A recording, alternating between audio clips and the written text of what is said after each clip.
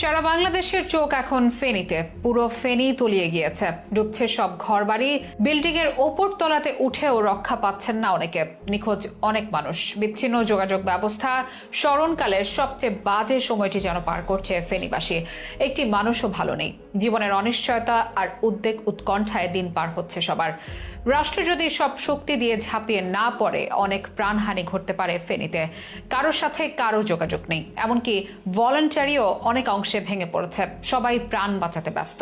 কয়েকদিন আগেও কেউ ঘুণাক্ষরেও ভাবেনি এতটা খারাপ দিন নেমে আসতে পারে ফেনীতে। প্রশিক্ষিত আর সজ্জিত বাহিনী ছাড়া এই মুহূর্তে ওখানে খুব বেশি কিছু করাটাও মুশকিল। যতই সময় যাচ্ছে ফেনীতে বন্যা পরিস্থিতি ততই ভয়ঙ্কর হচ্ছে। বন্ধ হচ্ছে না উজান থেকে নেমে আসা পানির স্রোত ও ভারী বৃষ্টিপাত। সবশেষ কি অবস্থায় আছে ফেনী? কতটা ভয়াবহ হতে পারে ভবিষ্যৎ চিত্র? ইতিহাসে আগে এমন কখন হয়েছিল ফেনী?